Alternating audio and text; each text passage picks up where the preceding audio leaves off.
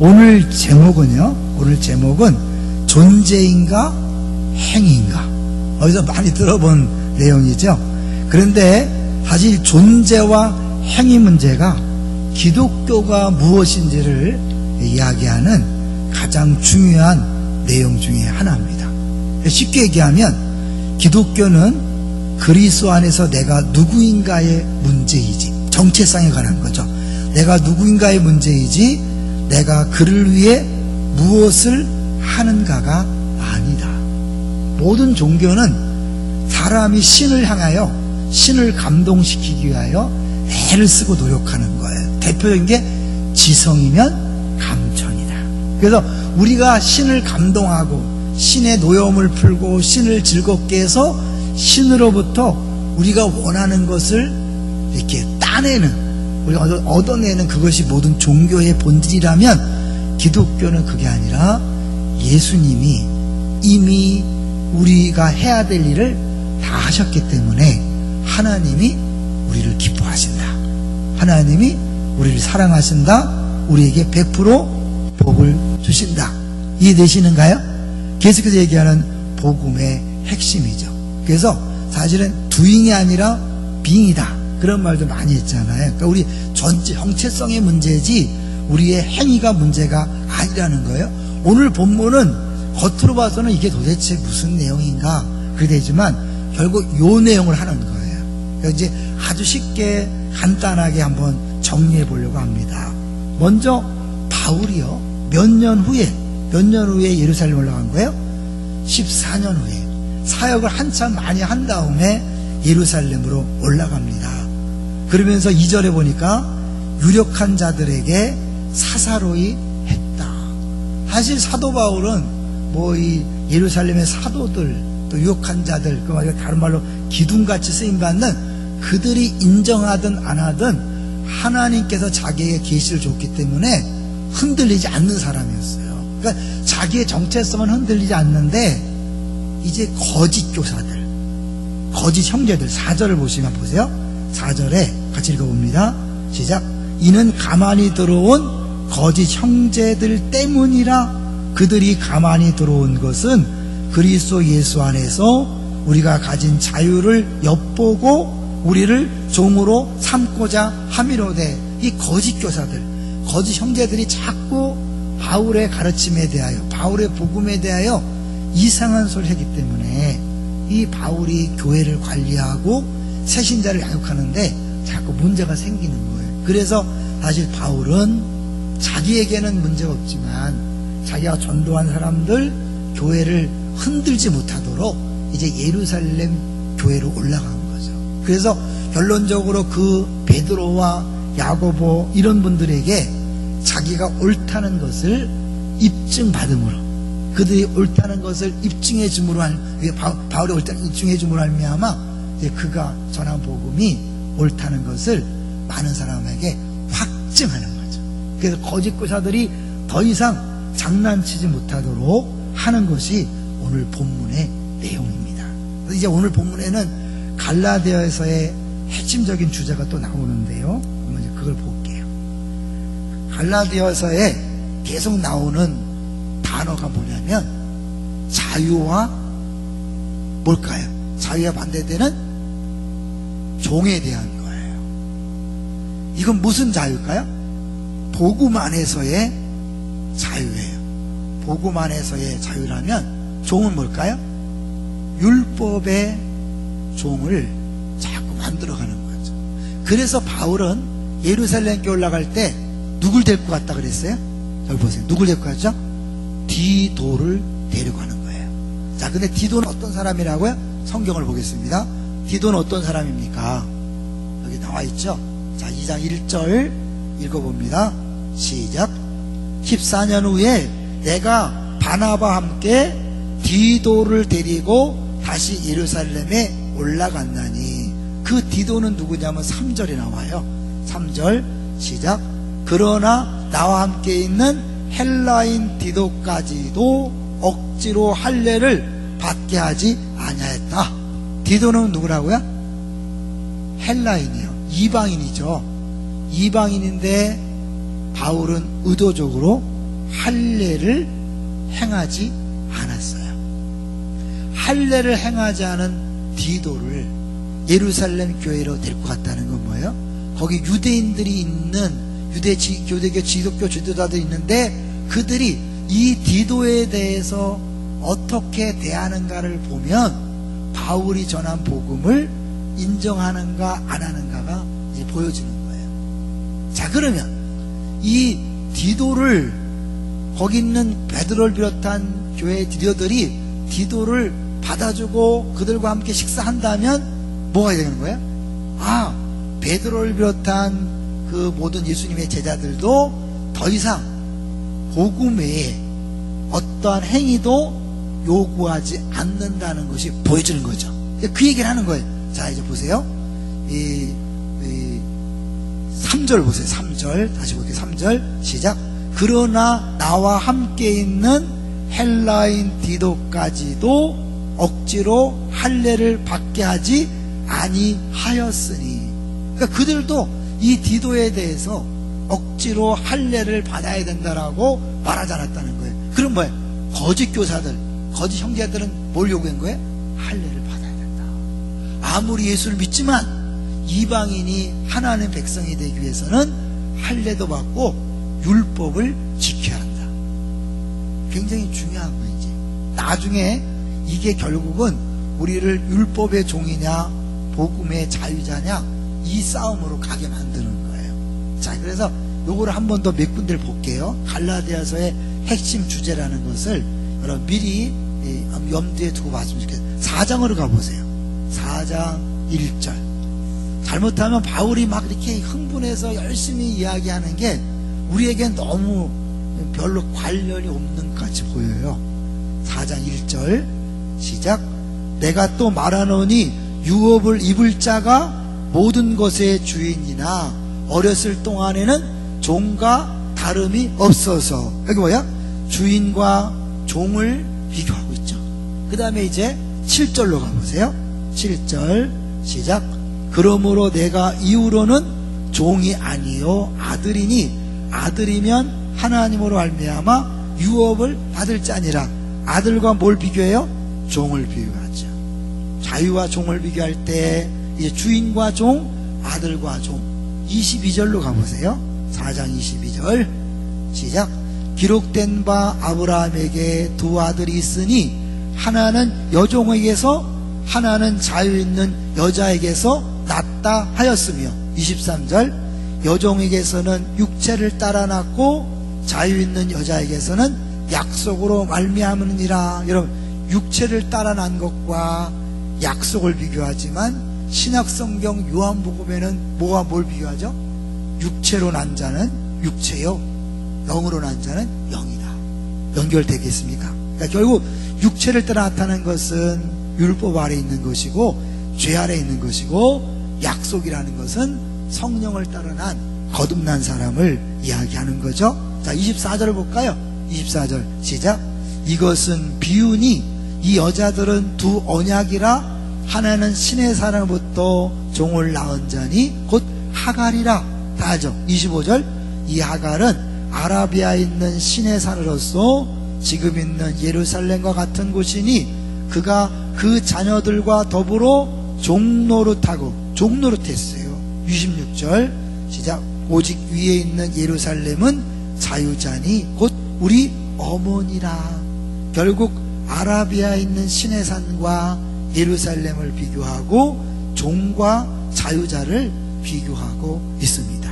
자, 이제 하나 더 볼까요? 5장 1절로 31절 4장 31절 시작. 그런즉 형제들아 우리는 여종의 자녀가 아니요 자유 있는 여자의 자녀니라. 그러니까 우리는 종이 아니라 자유자라는 걸 계속 얘기해요. 5장 1절 또 가보세요. 계속해서 5장 1절 시작. 그리스도께서 우리를 자유롭게 하려고 자유를 주셨으니 그러므로 굳건하게 서서 다시는 종의 멍에를 매지 말라. 마지막 13절 5장 13절 시작. 형제들아 너희가 자유를 위하여 부르심을 입었으나 그러나 그 자유로 육체의 기회를 삼지 말고 오직 사랑으로 서로 종노릇하라. 왜 계속해서 자유와 종의 얘기를 할까요? 그게 이 갈라디아서의 핵심적인 주제고요. 이제 오늘 그것에 아주 뿌리가 되는 내용을 같이 보도록 할 것입니다. 다시 이제 디도가 할례를 받지 않았지만 그에게 할례를 강요하지 않고 그리고 같이 식사하고 악수를 했다는 건 뭐예요? 이제 인정했다는 거예요. 왜냐하면 유대인들은 이 악수하거나 같이 식사하는 걸 아무나 하지 않아요. 그 사람을 받아들였을 때, 형제로 가족으로 받아들였을 때만 그렇게 하는 거거든요. 그러니까 결국 할례 받지 않은 디도를 받아들였다는 것은 바울이 뭐야? 행위가 아니라 믿음으로만 구원을 받는다고 외쳤는데, 거짓 교사들은 이 바울 엉터리다, 이 너무 쉬운 복음을 얘기한다, 지난주 얘기했죠. 그래서 많은 사람들을 자기 추종자로 삼으려고 엉터리, 함량 미달의 말씀을 전한다 그런 거잖아요. 그래서 계속해서 바울을 계속 디스하고 바울을 깎아내려서 바울을 통해 구원받은 사람들을 막 흔들어 놓는 거죠. 그래서 바울이 사실은 이제 더 이상 미룰 수 없어서 예루살렘에 올라가서 내가 전한 복음을 베드로와 야고보와 모든 제자들이 인정했다, 그 얘기를 하는 거예요. 자, 이제 다음 주에 볼 내용이지만 미리 한번 볼게요. 다음 주에, 다음 주에도 1절부터 10절까지 볼 텐데요, 이 부분을 볼 거예요. 자, 7절을 보세요. 7절 시작. 도리어 그들은 내가 무할례자에게 복음 전함을 맡은 것이 베드로가 할례자에게 맡은과 같은 것을 보았고, 대상만 다르지 똑같다는 걸 얘기했다는 거예요. 같다는 거예요. 다만 바울은 이방인에게로, 베드로는 유대인에게로 하나님이 보냈다는 거죠. 자, 8절 시작. 베드로에게 역사하사 그를 할례자의 사도로 삼으시니가 또한 내가 역사하사 나를 이방인의 사도로 삼으셨느니라. 이 똑같은 복음, 동일한 복음을 전하는데 다만 대상만 다를 뿐이다, 그걸 인정해 줬다는 거예요. 자, 요거는 다음 주에 더 집중해서 보기로 하고요. 자, 이제 다시 오늘 본문에서 4절을 보겠습니다. 4절이 이제 굉장히 중요한데요. 4절 읽어보겠습니다. 시작. 이는 가만히 들어온 거짓 형제들 때문이라. 그들이 가만히 들어온 것은 그리스도 예수 안에서 우리가 가진 자유를 엿보고 우리를 종으로 삼고자 함이로되. 쉬운 얘기는 뭐냐면, 예수 믿는 것 외에 할례도 받아야 하고 율법도 지켜야 된다고 말한다는 것은 뭐예요? 다시 이 복음이 준 자유를 빼앗고 다시 옛날로 율법의 종이 되게 만드는 것이라는 거예요. 그런데 오늘날 신앙생활 하면서 우리도 모르게 또다시 율법의 종으로 가는 사람이 있다 없다? 있다는 거예요. 자, 그걸 먼저 얘기해 보면요, 사실 우리들이 알게 모르게 문화적인 면에서 다시 종으로 가는 경우가 있어요. 또 하나는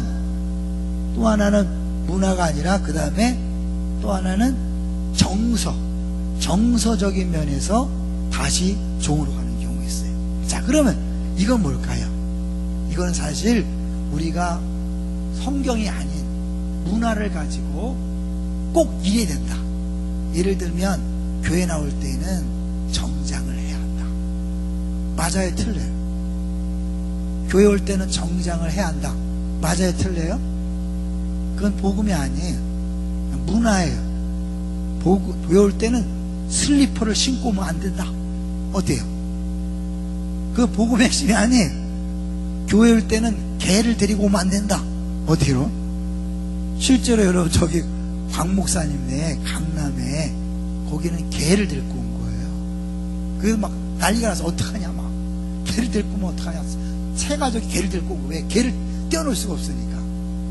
결론은 이 개를 이렇게 가방에 놓아갖고 와서 그래서 지금 예배를 드리게 한다고 하더라고요. 근데 그런 것들은 사실은요, 이런 문화지 그게 핵심이 아닌데 우리도 모르게 그래도 어떻게 교회에 슬리퍼를 신고 오냐, 그래 어떻게 교회에 반바지를 입고 오냐. 근데 교회를 어떻게 개를 데리고 오냐?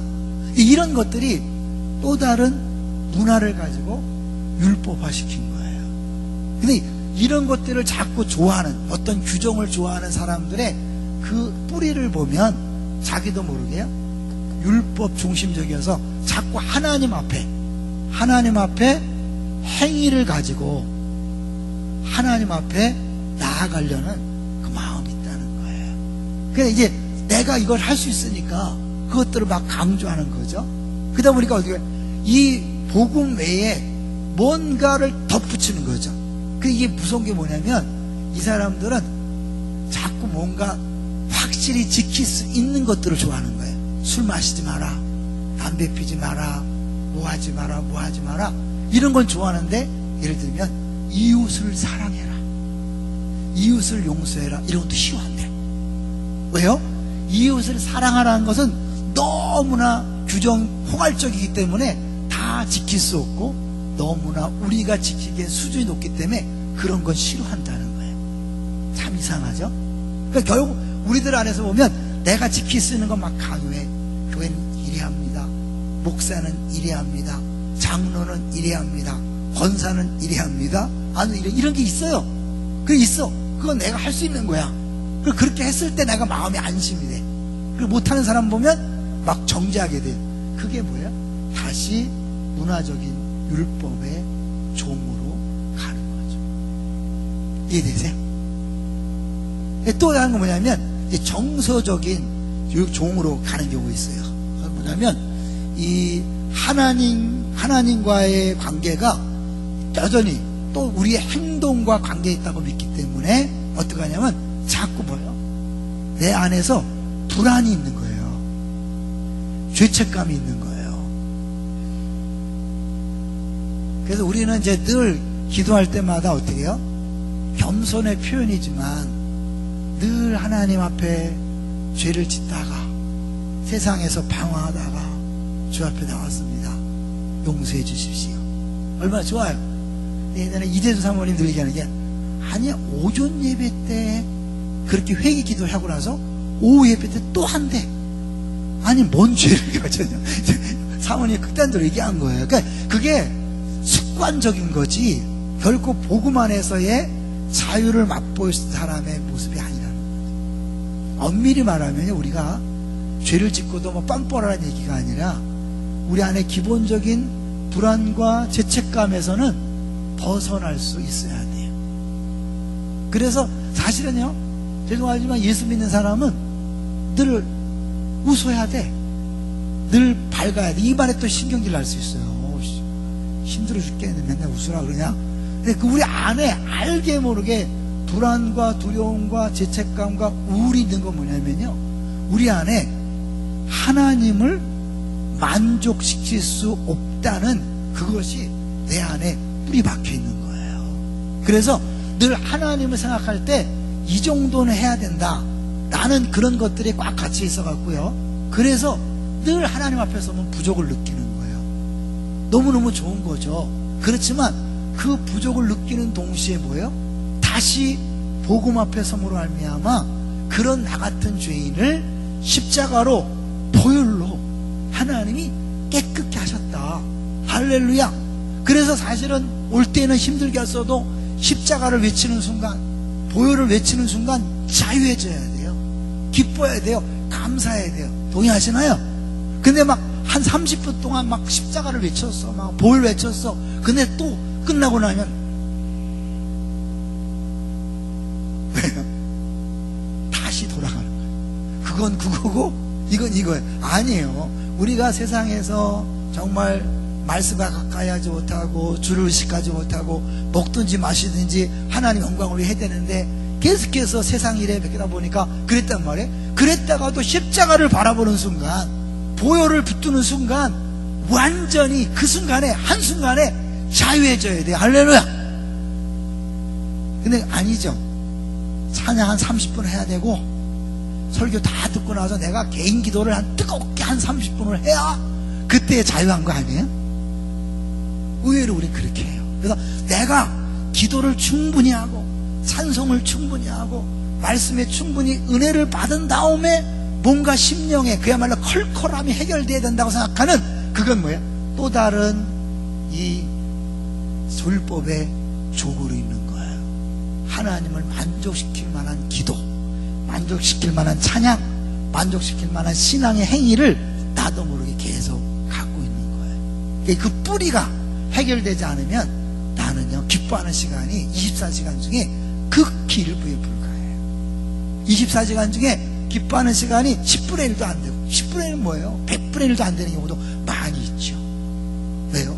근본적으로 내 안에 이게 있는 거죠. 사실은 이제 우리가 레위기를 읽고 있는데요, 레위기에 보면 수없이 많은 율법과 쉽게 쉬운 얘기가 제사제도에 대한 각종 계명들이 나오죠. 자, 이것을 주신 이유는 뭘까요? 레위기에 이걸 주는 이유가 뭘까요? 이걸 보면서 사실은 하나님이 요구하는 수준은 너무나 높기 때문에 우리는 여기에 갈 수 없다는 것을 인정하라고 준 거예요. 그래서 나는 어쩔 수 없는 죄인임을 인정해서 뭐예요? 복음으로 가게 만드는 거예요. 십자가 앞으로 가게 만드는 거예요. 예수 앞에 가게 만드는 거예요. 그런데 우리는 알고 보게 이것을 가지고 어떻게 해요? 다시 우리가 하나님 앞에서 이걸 지켜서 하나님 앞에 가려고 하다 보면 뭘까요?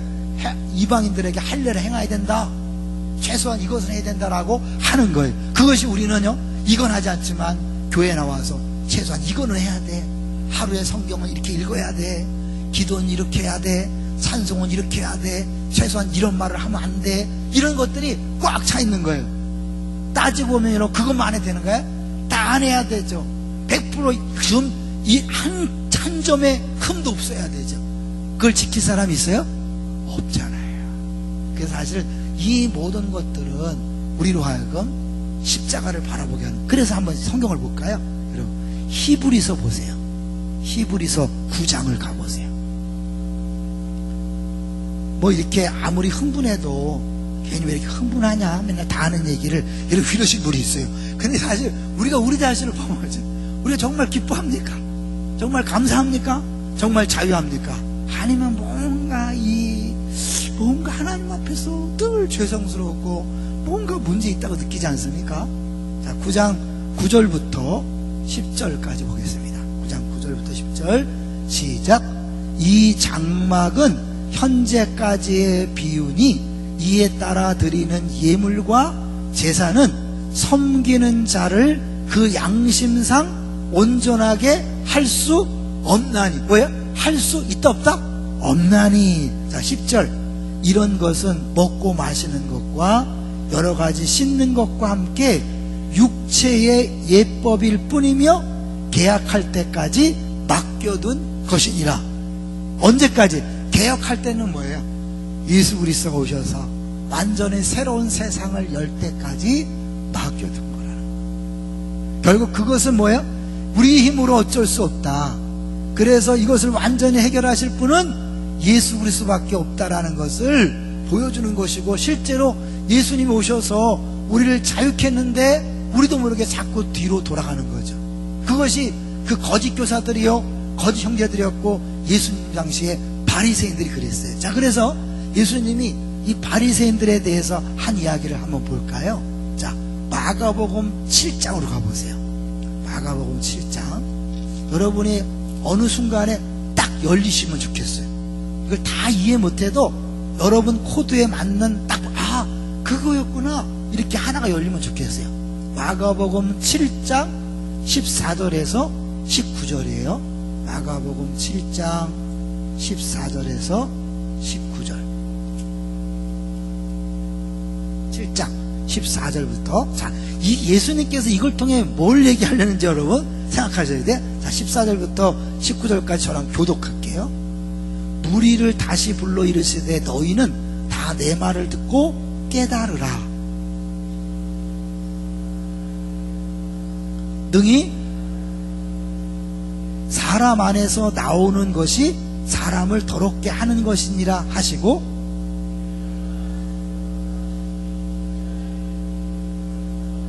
예수께서 이르시되 너희도 이렇게 깨달음이 없느냐.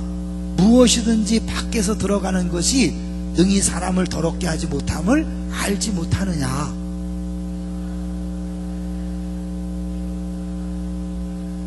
이러므로 뭘 얘기하려는 거예요? 유대인들이 열심히 손을 씻으면서 자기들이 깨끗해졌다고 얘기하는 거예요. 예수님이 야야 그거 아니야. 너희들이 아무리 씻어봐 사실 그 손에 때가 묻었어도 그게 들어간다고 너를 더럽게 하는 게 아니야. 너희 안에 있는 죄가, 그 마음의 죄가 너를 더럽게 하는 거야. 그러니까 결국 아무리 씻어도 안 된다. 몸으로만 가능하다? 예수 그리스도의 보혈로만 깨끗해질 수 있다라고 말씀하는 거예요. 어떤 율법으로도, 어떤 제사로도, 어떤 것으로 규례로도 우리를 깨끗하게 할 수 없다. 오직 예수로만 가능하다. 그러면 이걸 왜 줬냐 이렇게 된 거예요. 사실은 이걸 왜 줬을까요? 그 어떤 사람은 심지어 어떻게 예수님 왔으니까 다 끝난 거다 그랬나요? 아니, 예수님 그랬죠. 폐기한 게 아니라 성취하러 왔다, 완전케 하러 왔다 그러죠. 이 모든 걸 사람이 할 수 없는 것을 예수 그리스도가 어떻게 했어요? 다 하신 걸. 폐기된 게 아니에요. 이건 해야 돼요. 그런데 이거는 해도 인간이 할 수 없기 때문에, 그 하나님의 수준에 도달할 수 없기 때문에 결국 뭐예요? 예수님만이 100% 행할 수 있고, 그 예수님을 믿을 때 예수님의 의가 내 의가 돼서, 예수님의 100점이 내 100점이 되어서 하나님 앞에 의롭게 되는 거예요. 그래서 완성인 거예요. 믿습니까? 이걸 모르는 사람들이 율법이 다 폐기됐으니까 구약성경 필요 없습니다 이렇게 얘기해요. 자, 그러면 여러분 다 폐기됐으면 십계명 우리가 지켜야 됩니까? 안 지켜야 됩니까? 어때요? 십계명 살인하지 말라, 간음하지 말라, 도둑질하지 말라 지켜야 돼? 안 지켜야 돼요?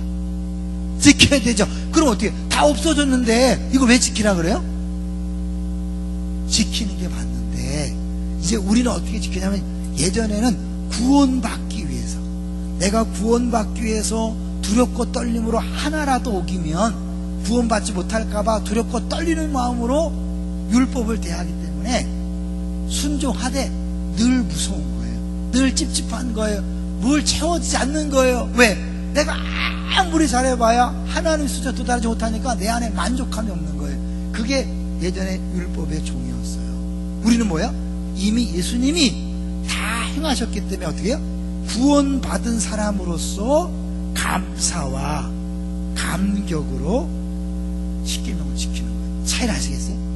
나의 구원의 방편으로 구원받기 위해서 십계명을 지키는 사람과 구원받은 것이 감사해서 십계명을 지키는 사람은 같을까요? 다를까요? 다르죠. 여기는 늘 채워지지 않는 것 때문에 감사가 없어요. 만족이 없어요.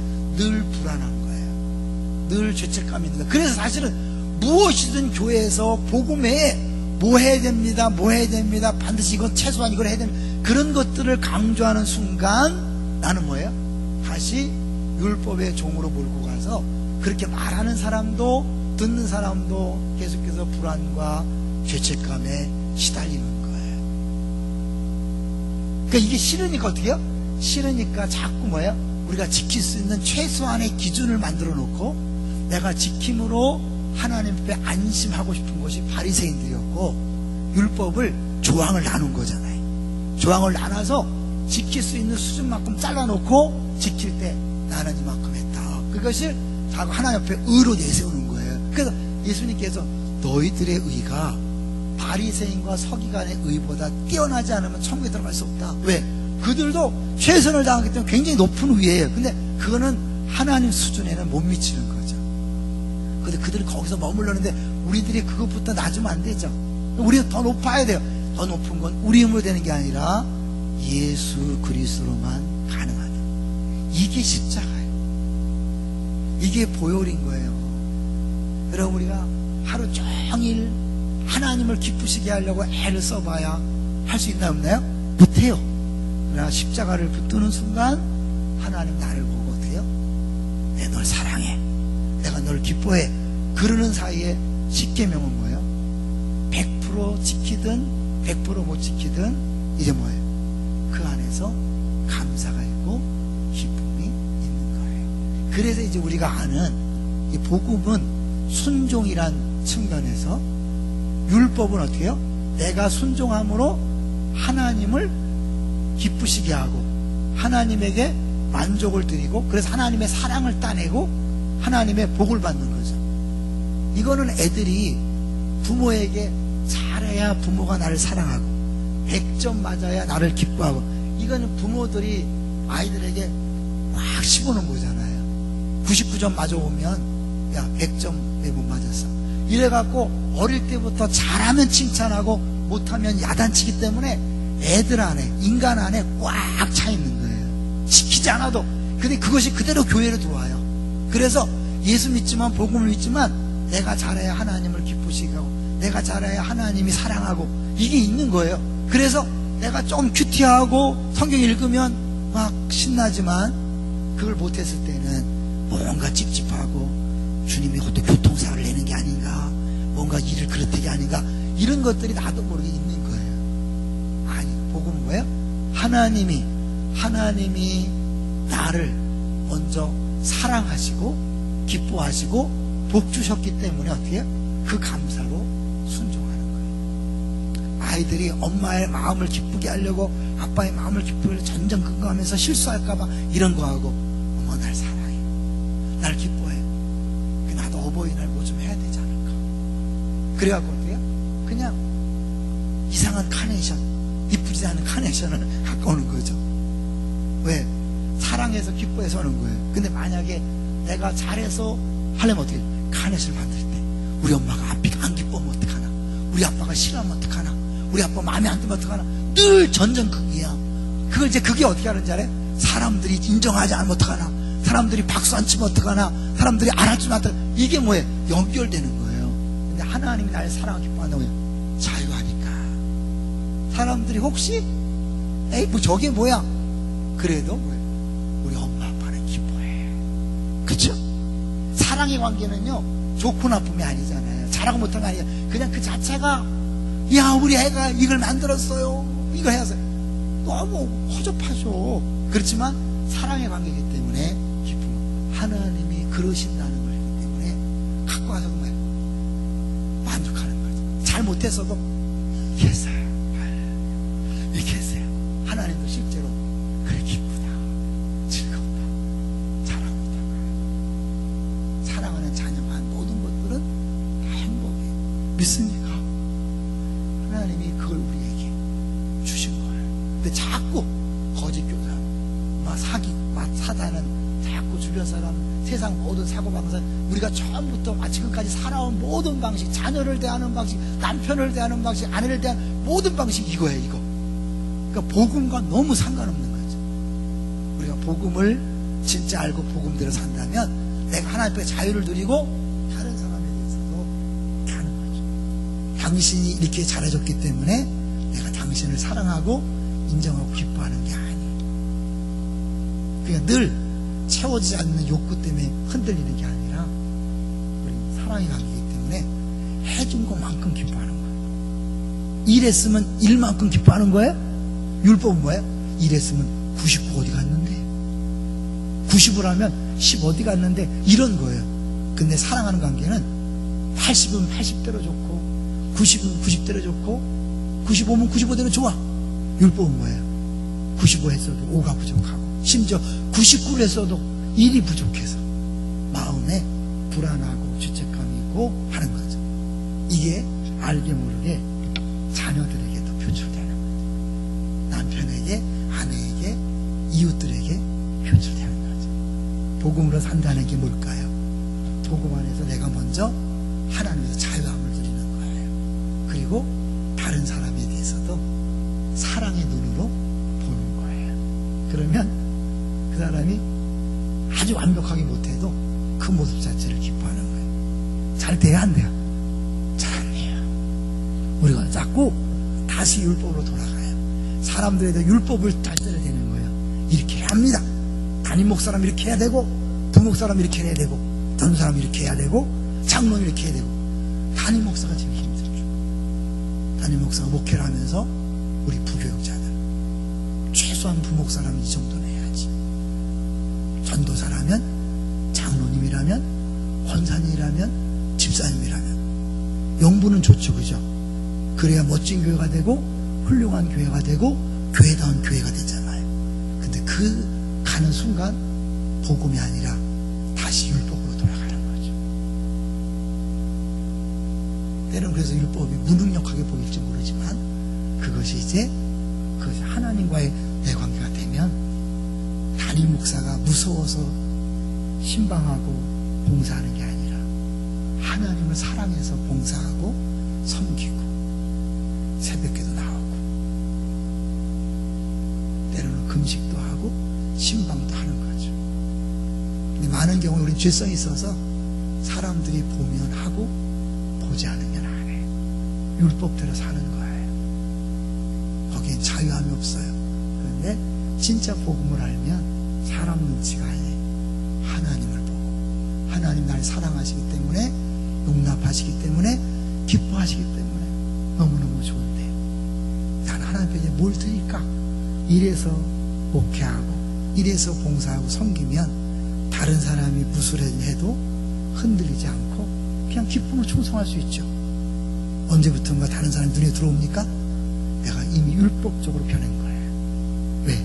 내가 한 것이 공로가 되는 거잖아요. 그리고 안 한 사람은 율법적 잣대를 보는 거잖아요. 다른 사람이 어찌하든 나는 하나님 때문에 수예배 나오고 하나님 때문에 새벽기도 나오고 하나님 때문에 전도하고 하나님 때문에 봉사하고 하나님 때문에 용서하고 섬길 때 그것만큼 신나고 즐겁고 행복한 줄로 믿습니다.